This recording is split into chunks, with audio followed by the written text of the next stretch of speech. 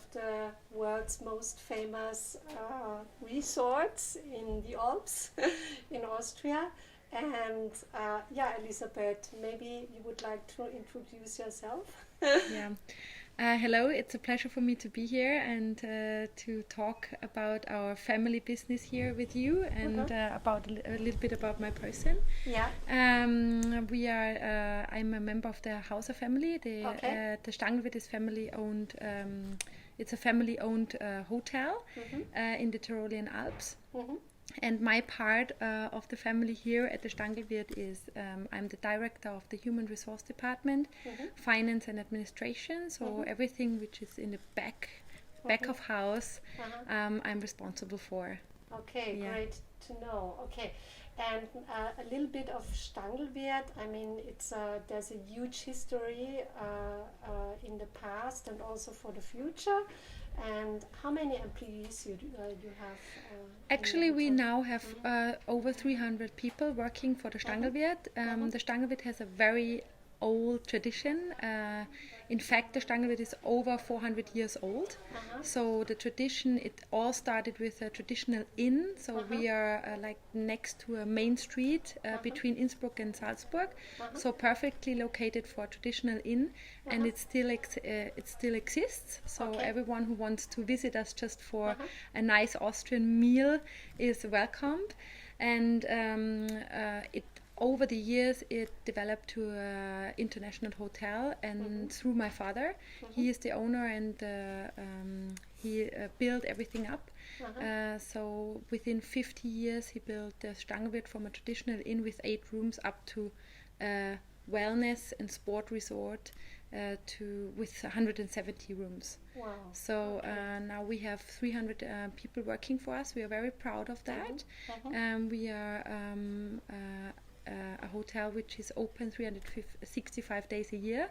So that is still unusual for a Tyrolean family-owned hotel. We have opened 365 days a year. So year in, year out. Yeah. Okay. Yeah. And that is also traditional, right? It is over 250 years. We don't have any days closed. So it is also a tradition at the Stangelwirt that we have always open. Yeah. Wow. Yeah. Okay, and as I know, you had also some changes in the hotel. The next generation is in the management already, and so here my first question to you: how did you become this person where you are today? We as a family, we grew up here in the hotel. So we know the business, the hotel business from the beginning on, since we were little children. And the next generation, me and my siblings, I have a brother and a sister. We are all working for the hotel. So in fact, it was an advantage to grow up here in the hotel, and it was always very funny because we had all the facilities. It was always holiday for us. Next to school, we were able to swim with our friends, and so it was. We had a very nice childhood next to guests. So it was always very positive. And the positive fact about that was that my parents, they were always very into tourism. So very positive. They always, then there was never a negative word about a guest. So, and I think that's why we are all in this business as well, because there was never negative influence. We don't want to spend time with the guests. So it was always positive, and I think that's why we are also in this business now.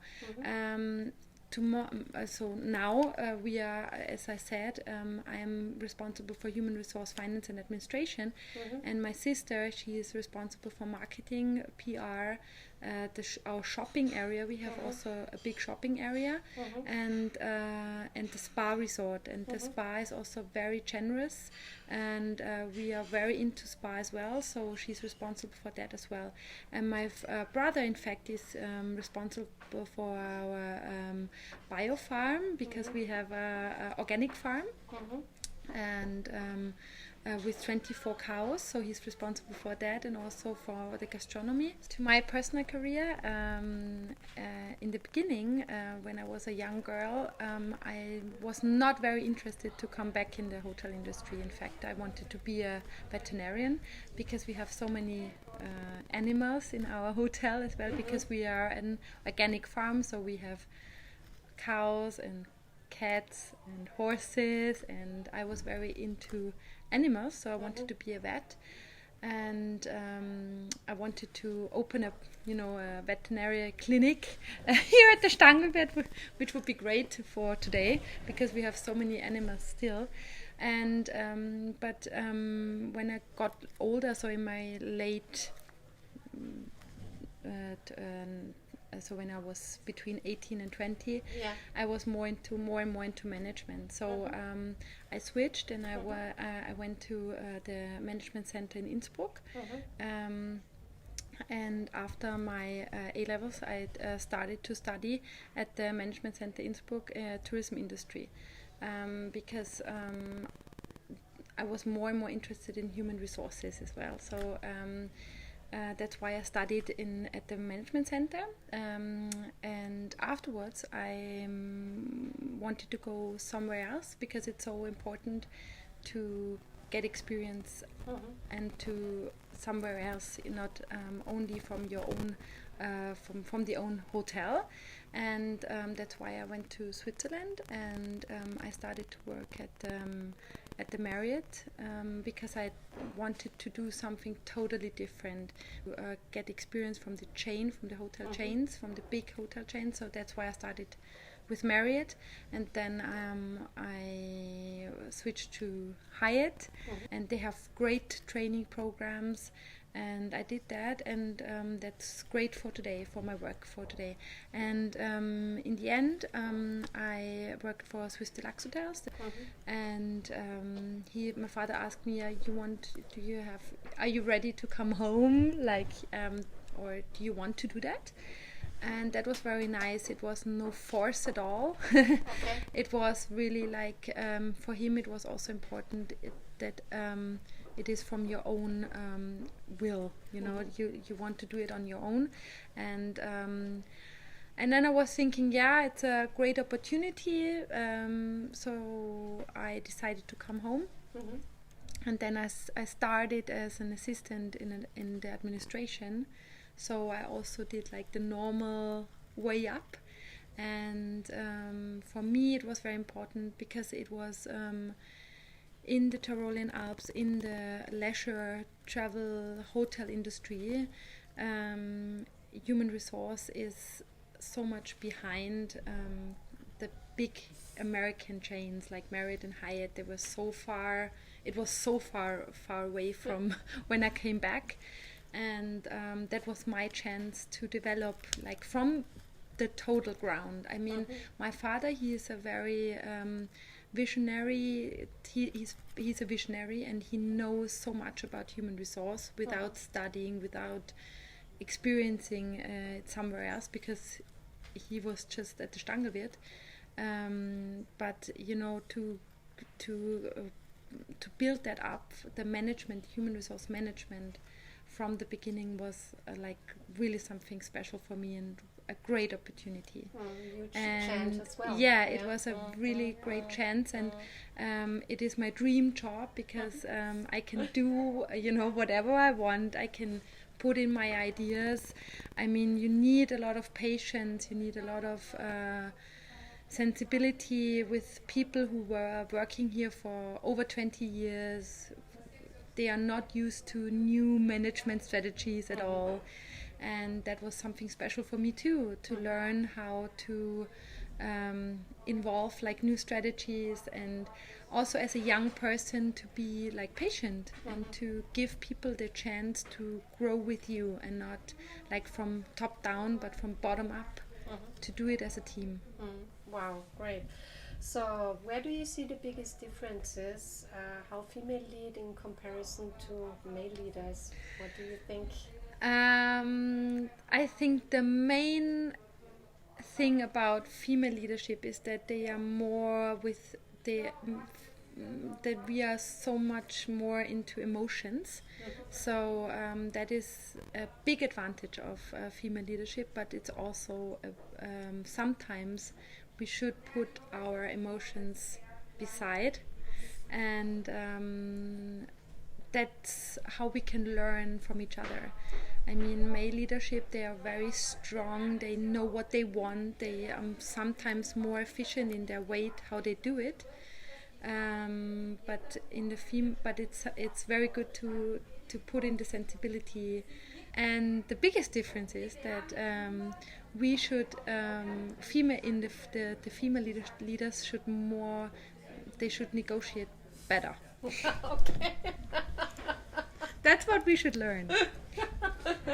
Okay, good Yeah. to know for Yeah. young female leaders. Yeah, they can be strong, you know. I don't think what is better with a female leadership or as a female leader, or what is worse as a male leader. The most important thing is how can we learn from each other, right?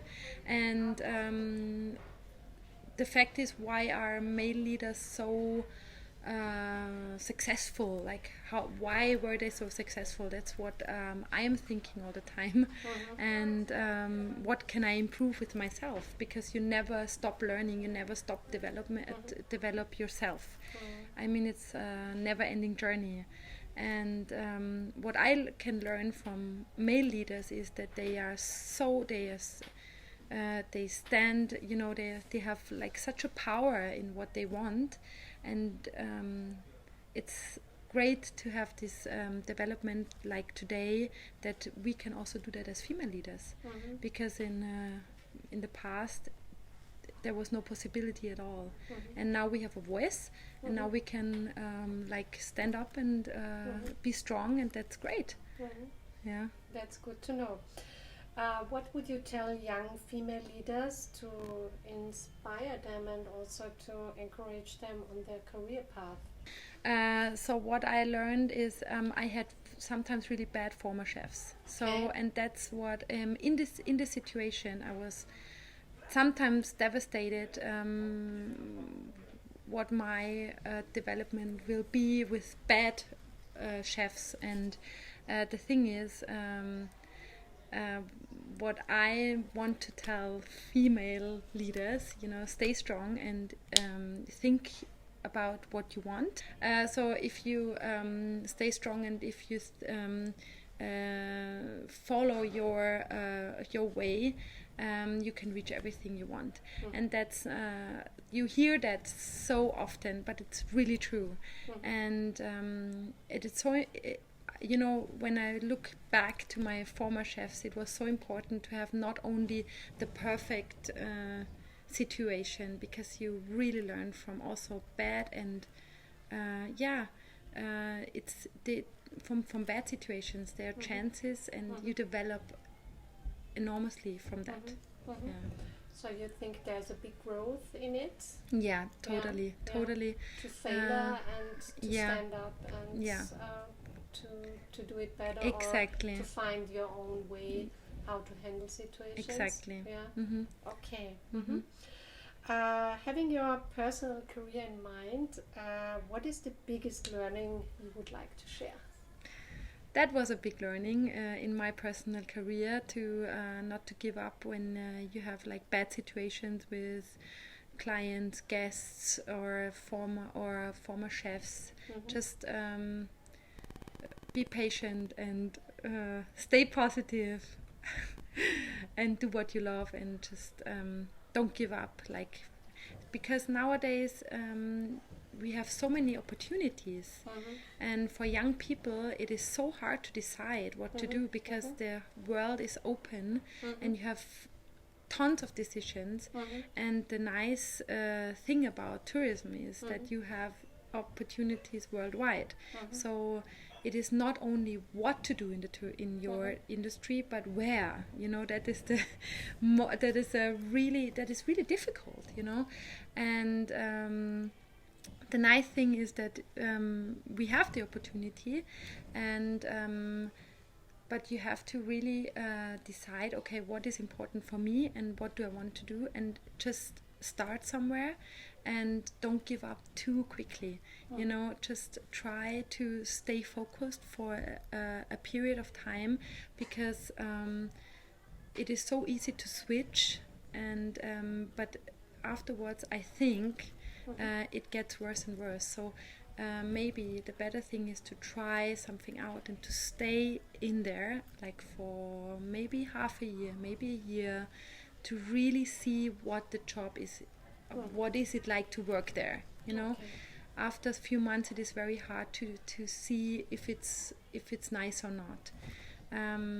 That's maybe something I would also give as a tip from my my career. Yeah. And was there something you, maybe something when you say, okay, in the morning when I stand up, is there an inner voice, or what gives you the inner motivation to stand up in these situations? I think the most important thing in our industry is to, I love being around with people, you know, and not only guests but the staff. That gives me the power, that gives me the motivation. It is such a honor to employ 300 people, and that's my total motivation.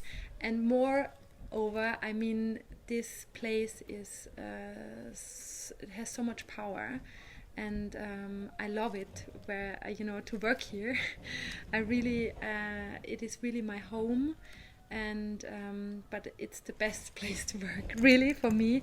I mean, we have the nicest nature, we have so many nice people, we have perfect guests, so that's it. Really, that's really the truth. I really love that. Okay, so thanks a lot to share your personal Thank you. Life, and also your way to leadership, and all the best for you. Thank Thanks you. a lot. Hello, Maria. Hello. So you're one of the next generation in leadership from the owner family at the Stangelwirt. Yeah. And thanks for having me for the interview here today. Maybe you would like to introduce yourself, also your position, and what are your main stuff, what you're doing here in the Stangelwirt. Yeah, thank you for the interview. Thank you for coming and for being here. And I'm very grateful to have the chance to talk to you and to young leaders, female leaders for in the future. My responsibilities are mainly marketing and PR, wellness and spa, the hotel shops, and the social events at the Stangelwirt. So these are very interesting parts. Yes, I'm very lucky. You're responsible for all the communicative and creative parts here at the Stangelwirt. Yeah. So Maria, how did you become the one you are today? Oh, I think there have been many reasons why I'm the person that I am today.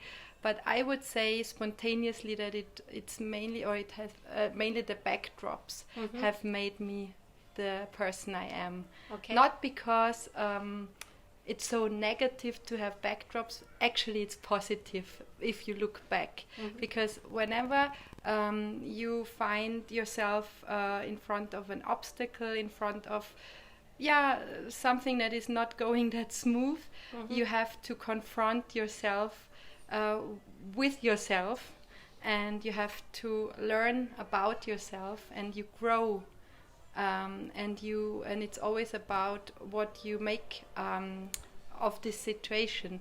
It can either break you or make you, you know, and I think if I look back, this has made me the person I am today. Okay. Yeah. Wow. And where do you see the biggest differences between female leaders comparison to male leaders? Do you see some differences there, or the comparison? I think it's together we are strong.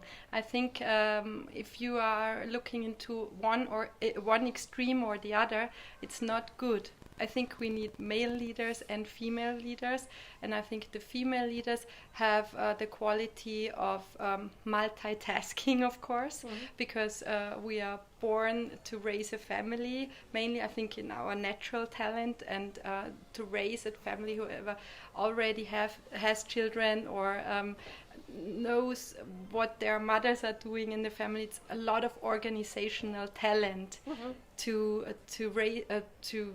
take care of a family.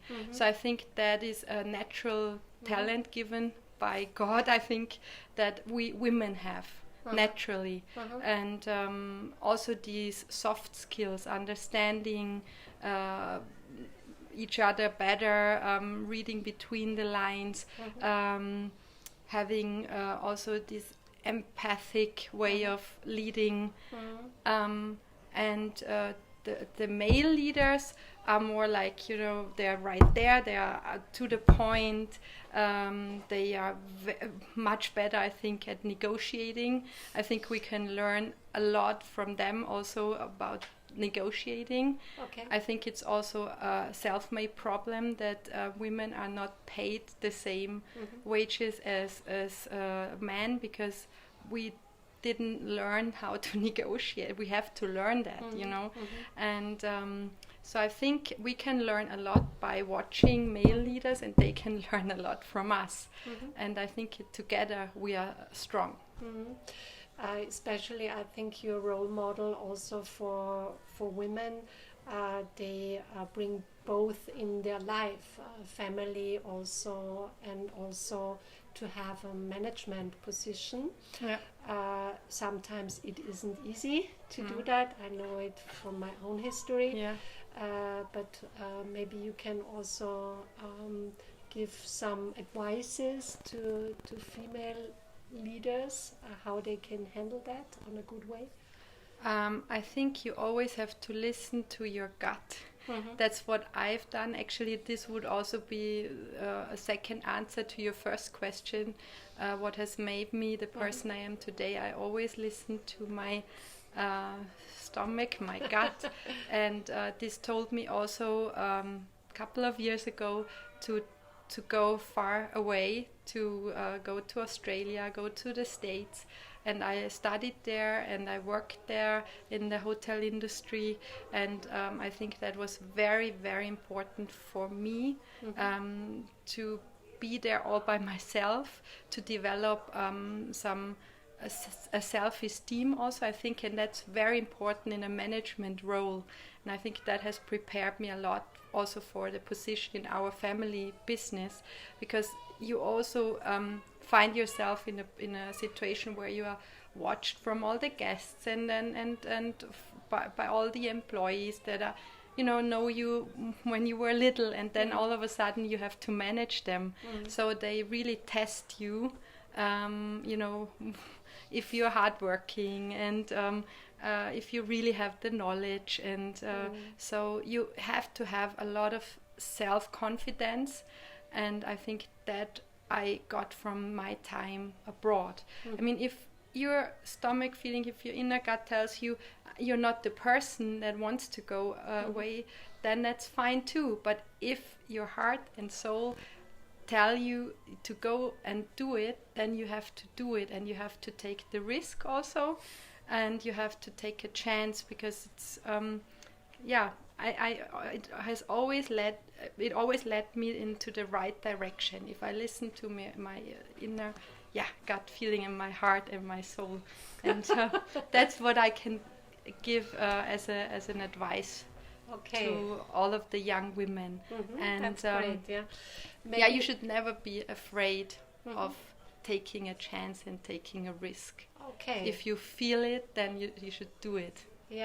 Maybe if you fail, then you have learned something, you know. So it's always worth taking the chance. It either you win, and if you lose, you learn something. That's good to know. Maybe this is the next question. What is interesting for our young female leaders? What would you tell them, the young female leaders, to inspire them on and encourage them on their career path? to encourage them. I think that's mainly what I've said before. You have to believe in yourself. Also, if you find yourself in a round where they're all men, I've been there, and I didn't dare to say a word because I thought, okay, I don't know if I can say that, but I would have had or most of the time I had even an idea that somebody else then said before me, and I said, why didn't I say it before? You have to really believe in yourself and just go for it. And I think that's very, very important. I think this empowerment, also that we women empower each other, I think that's very important. And if you look at politics or at economy, you see that more and more the female leaders are coming, That's right. And I think the time for women is there now, to show what they're able to do. And this doesn't mean that we don't need men anymore, not at all. But we have to, show our light. I think we have hidden our light for too long, and I think we should show it now, And I think then, we can be a strong team together with men. And I think also men appreciate us and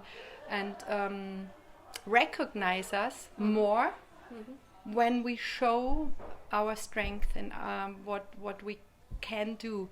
I think then they respect us, and then they acknowledge us more. Okay, good to know. Yeah, having your personal career in mind, what is your biggest learning you would like to share? Oh, there have been many. It's not so easy to find one situation, but maybe one or two. A biggest learning, one that comes to my mind spontaneously: always be not only true to yourself, but also true to whoever is on the opposite side. If it's your client, your boss, your colleague, you have to be true and say what your inner feeling tell you. Because I had one situation where a guest that we have done everything for has become really below the line. And he has really it made me sad what he said about it was about the hotel and the family, and I should be ashamed for what we do because we cannot we cannot satisfy his requests. So and after all we have done for him, I said, what you said to me now really hurts my feelings. You can stay as long as you. I didn't kick him out of the house, even though he really. I could have done that, because of what he said, and this is such a really touching story, because what was the outcome was that half a year later, this guest drove by the Stangelwirt again, and he stood outside at the front desk and asking for me, and I went there and I saw him, and he's like, do you still remember me? And I'm like, of course I remember you. And he was like, what you said to me half a year ago when we met, I was in such a bad mood because I had such a terrible business day, and one of my biggest deals went down and I was just in a very bad mood, and I shouldn't have given this mood to you, and you were kind of my victim on that day. Okay. But what you said to me, I never forgot that, and every time when I drove by your hotel, I was like, oh my God, I have to go and apologize. And it was one day before Christmas when he stood there to apologize, and he's like, it's Christmas and I hope you accept my apologies. And I think this is was one of my biggest learnings, because I didn't go down the same way as he did. I remained friendly. But I was also not in a fake way friendly, but I told him that it hurt me. And I think this made him think a little more of how he treats his the other one that so yeah. And then he came and then apologized, and I think this was a big learning for me, and it encouraged me to always be true to my feelings and tell people. I mean, of course we cannot always say in which mood we are. Of course we are kind of performers also, like on a stage every day, but be true and be authentic, and I think that's really one of the rules that help you on the long run. Okay. Yeah. Okay, so thanks a lot. Yeah. You're welcome. For your tips and advices, and all the best for you. Thank you. And hopefully seeing you next time. Yeah, so I'm very happy about the opportunity to interview about female leadership, especially for the University Hotelschool de Hague. And especially your person as Elisabeth Gürtler.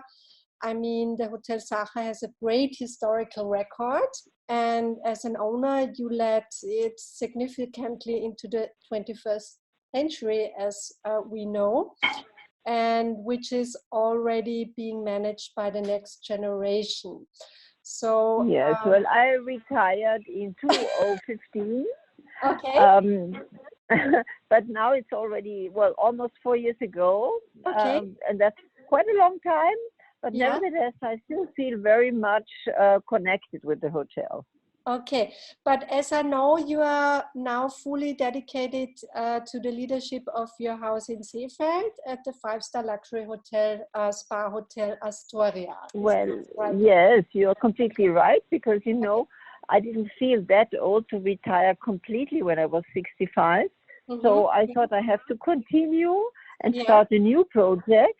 And this was the Astoria, which is in Seefeld. Seefeld is a lovely place for summer, for winter sport, for golf, for skiing, cross country. So I thought it's a new start in my life, because hotels in the city are a completely different thing, and they differ so much from hotel resorts. You have to care more about guests. So I'm fully involved in this, and it's very exciting to start a new project in my age. Yeah, that's great. I mean, I'm a big fan of you as well. Especially for the young women. So we speak about female leadership, and for the young women, they still have their career path ahead of them. So I'm sure it is very inspiring to learn from successful female leaders. And here's my first question to you. So how did you become the one you are today, Mrs. Göttler? Well, I had a very goal-oriented education, because my father already expected me, due to the fact that he had no male successors to take over his business. And so I had to present in the school always at my report a so-called distinction Auszeichnung, which meant that your marks have not to be below 1.5. Which means you have to be very excellent in school. And then after this, I did my school with the distinction and with a greatest award. So then I studied economy also in the minimum part-time, because this was all the conditions in the Quanon. But then in 1973, shortly after I had finished my studies, I got married to the owner of the Sacher Hotel, Peter Gürtler. In 1975, I had my first child, and in all these years, my husband had a big problem, because he didn't want to accept that his wife was working in his father-in-law's company. So this was a difficult situation for me. And in 1983, I got divorced. 7 years later, the father of my children passed away. And according to his last will, I had to take over the Sacher, because my children were not yet grown up. They were quite small.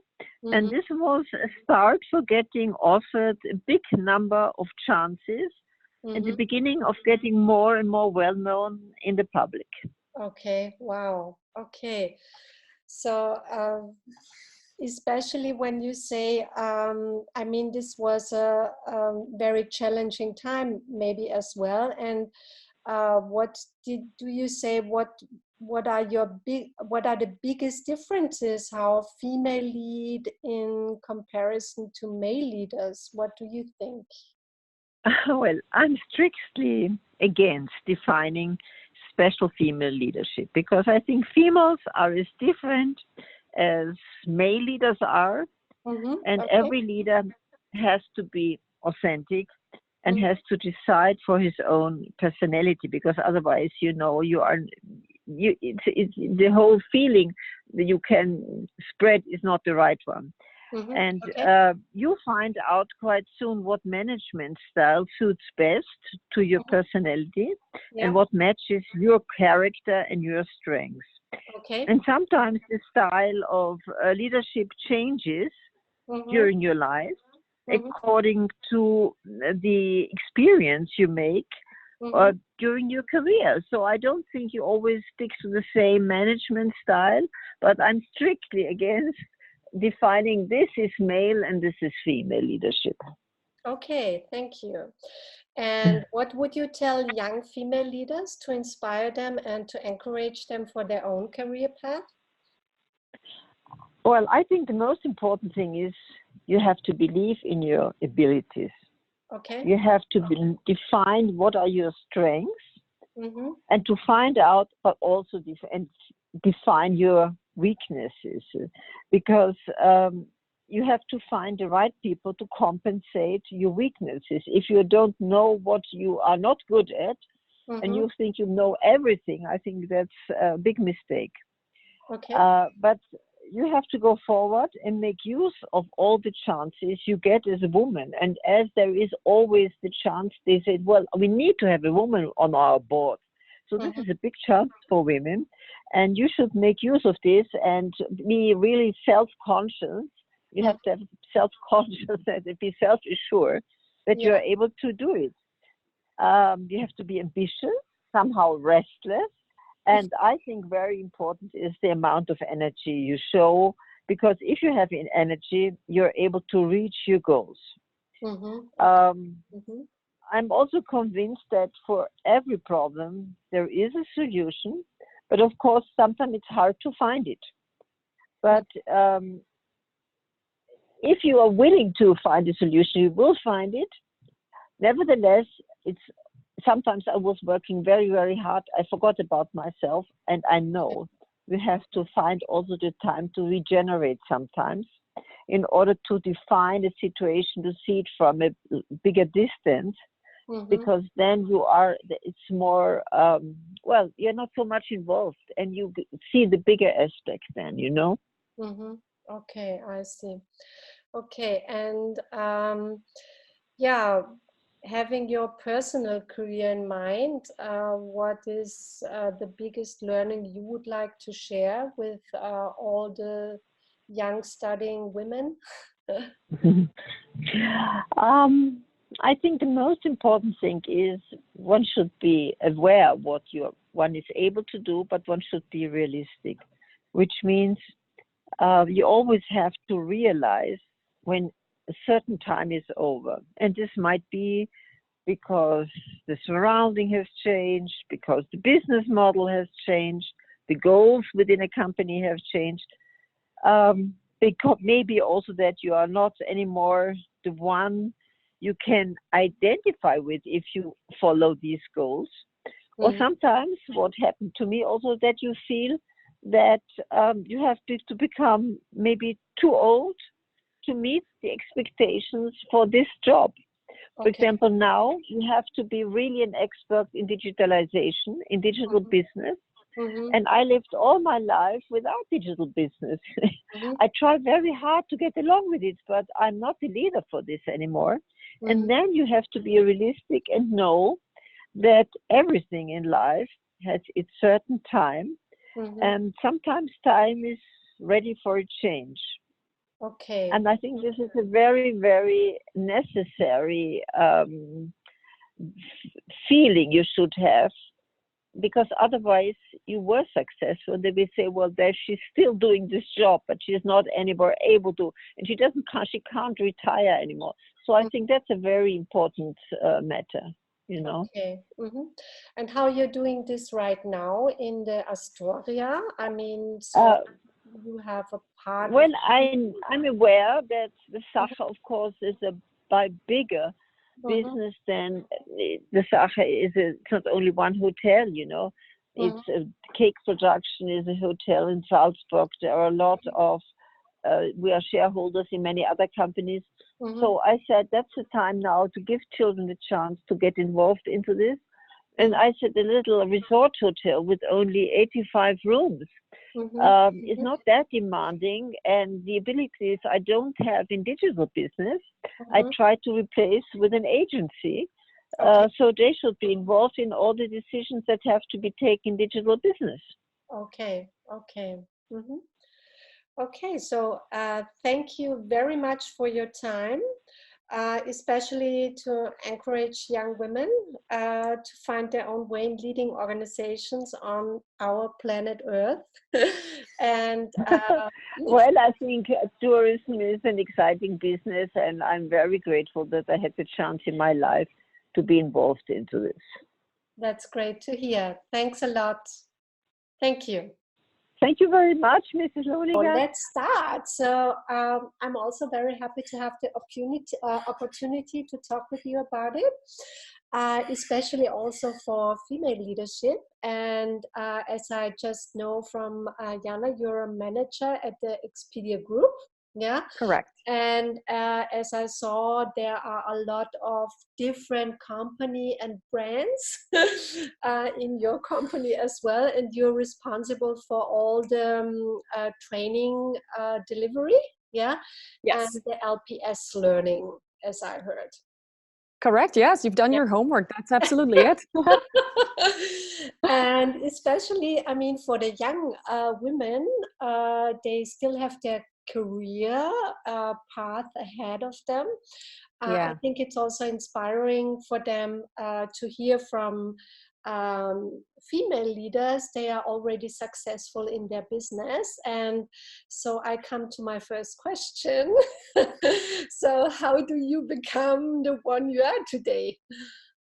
How did I get where I am today? Yeah. That's a great question. So let me take you back a little bit. And a big one. Let me take you back to when I was myself studying at Hotelschool, The Hague, which is a while ago. So as I was studying there, I got really interested in learning and development. And as part of the curriculum, the students will know this, we are asked to lead first-year students. And as I was doing that, while I was in my third year, one of my instructors asked me if I wanted to support them and become part-time part of their team, because they said I had a natural talent for leading others and training people. So I took this opportunity. I got my feet wet in that space, and I really enjoyed it. But I also wanted, after finishing hospitality management, get more experience in different fields to really understand what I wanted, and also where I had my qualities already and could keep building on them. So I moved out of learning and development for a bit. I did a lot of different things in hospitality and travel, in sales mostly, and account management. And my last job in sales and account management was at Expedia. So I found an entry-level job here in the account management team, where I grew in a period of 3 years. I grew into different roles as well. And right at the time where I thought I would love to go back into learning and development, because now I've learned so much in the sales field. I've gotten a lot of experience doing that. I think I'm ready to go and teach again. This is actually when the job opened up in our LPS learning team, is what we're called, for senior trainers. So it would be a job where I would deliver training to the account management teams within Europe, Middle East, and Africa. So I applied for the job. I got the job. I did that for 1.5 years approximately.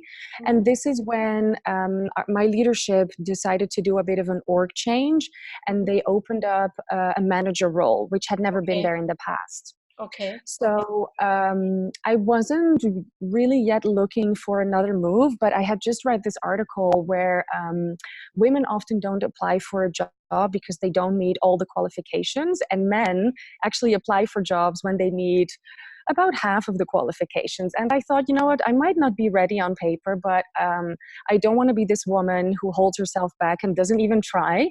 So let me try. And even if I don't get the job, I will learn so much from the experience. I will understand how I can start growing and developing to get ready for that the next time. So I went in the application process with an open mind, and I got the job to my surprise. So this is Great. this is how I got into the manager role that I'm in right now. So I lead global team of senior trainers. We facilitate learning across the globe, and it's been a great time.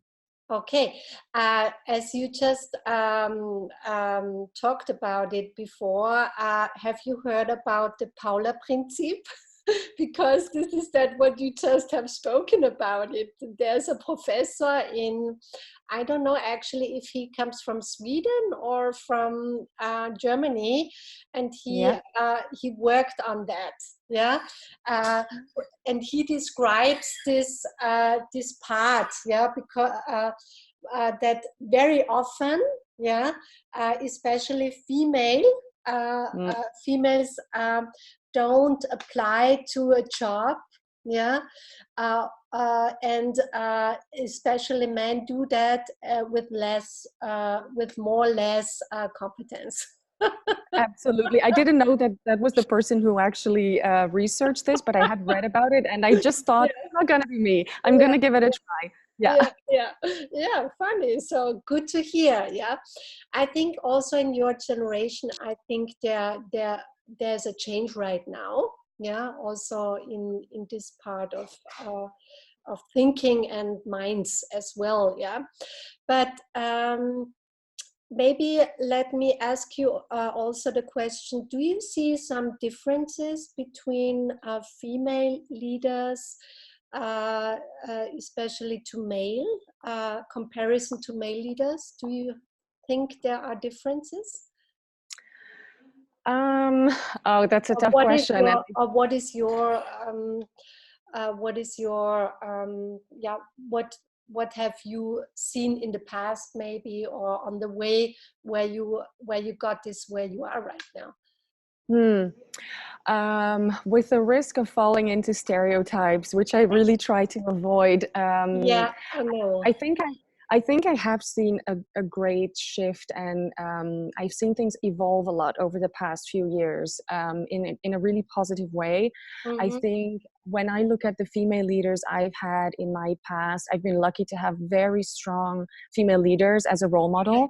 I think what I've seen from them is that they are able to be strong and professional and successful, while at the same time being vulnerable at times as well, and humble.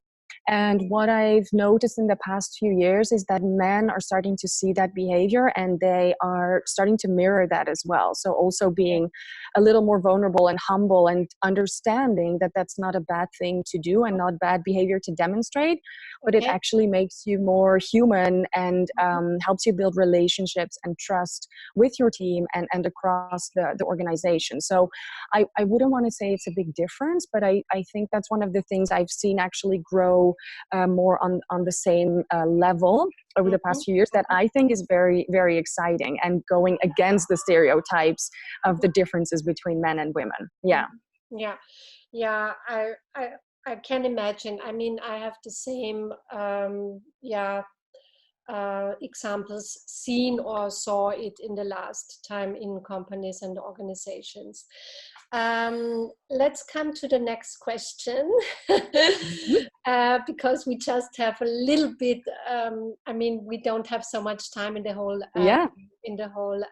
video, but what would you like to tell young female leaders to inspire them, especially on their way, and to encourage them on their career path? I think for me, what's been really helpful in my career and things that I've learned over the years is, first of all, like I said earlier, just go for it and try things Mm-hmm. out. Mm-hmm. Even if you fail, failure is not rejection, it's redirection to me. Okay. So it means that maybe it's not the right time, maybe something better will come your way, but see everything that happens, especially the not so nice things, as an opportunity to learn. I think we've gotten really afraid of failing. Well, in reality, it's how we learn and how we evolve. So we should really be happy about failure. If a kid learns how to ride a bike and they keep falling down, they don't say, oh, bike riding is not for me, I will never learn how to do it. No, they get up, they try again. And I think as adults, we kind of forget that we have to get up and try again, Yeah. because there's a bit of shame around failure.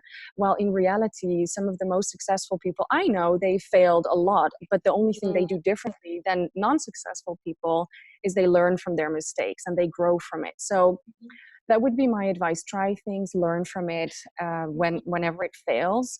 And the other thing comes back to my my previous statement about the difference or similarity between men and women is, especially if you grow into a leadership role, which I know a lot of hotel school students aspire to do, and I think that's great. One thing that I know made me very successful in my role, especially going from buddy to boss, because I've now become the leader of my old peers, which is always a challenge, is actually being humble. As a leader, you don't have to have all the answers. You want to be inspiring, you want to be successful, and you want to have a vision and drive your team to grow with you in that vision. But it's okay to also be humble at times and say, I don't know, let's figure it out together. That can be really powerful as a leader as well. So that would be my advice. Okay, great to hear. Yeah. And is there something else you would like to share, especially also something like what is the biggest learning you would like to share in your career? Try to surround yourself with people that cheer you on, but also can challenge you when needs be. At Expedia, I'm super lucky to work with so many diverse people with different perspectives, different background, different experiences.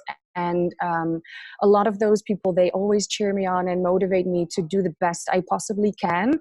And at the same time, they are also able to challenge me sometimes and say, have you looked at it from this perspective? Because there's another angle here that I think you're missing. And to me, that's really valuable. So surround yourself with people that can do that and that have similar values as you have. Okay, so you also have the opinion that the mindset and the values, it can be also, when you have similar values, it's even more easier to work together, like when you have different values. I'm not saying it's easier or more difficult, but I think for me, what I appreciate in the values that we have at Expedia Group and also in my team, for example, is transparency and a culture of feedback and growing and failing, accepting failing. And to me, that's been something that's always been really important in my career, that there's space for that, and something that's important. So that's what I mean in terms of, finding a culture that aligns with your values, but then also those diverse perspectives that can challenge you and say, that's a great opinion. Have you also thought of this? Because there's a different way of looking at it, so that you keep learning from each other as well. Okay, great. Yeah. And how many people you have to lead in your team? I have a team of 7 people across the world between Seattle and Tokyo. Okay. Yeah. Okay. And how do you handle that? So you have some management tools? Yeah. It's rewarding to work with a global team because of all the diverse perspective that I mentioned, and at the same time it can be challenging because we're in different places, different time zones. We can only be at one place at the same time. So I'm based in Belgium, but today I'm actually in Munich. I'm in Germany as well, where I'm visiting one of my team members here. So I try to meet my team members at least once a year face to face. And then next to that, we meet virtually, like we're doing right now, at least at least bi-weekly for one-to-ones. And I really try to make it clear to them that I'm always available whenever they need me. So very direct and transparent communication, which is super important with remote people. They don't see me on a day-to-day, so I want them to feel like they can always get a hold of me when they need me, and be there to answer their questions, support them, and so on. So to me, it's really about being available because I'm remote and I'm not in the same office with them. Yeah. And that clear and transparent communication that I find very valuable. Okay, great. Okay. So thank you so much for your interview, and especially also to encourage young women with your interview and your speech as well. And hopefully, we can do something better in future.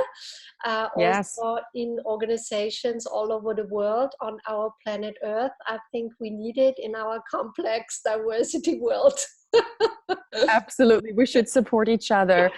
So thanks so much for letting me be part of that and giving me the opportunity and the platform to share my story with the young women and men at Hotelschool Hague. That's really been great.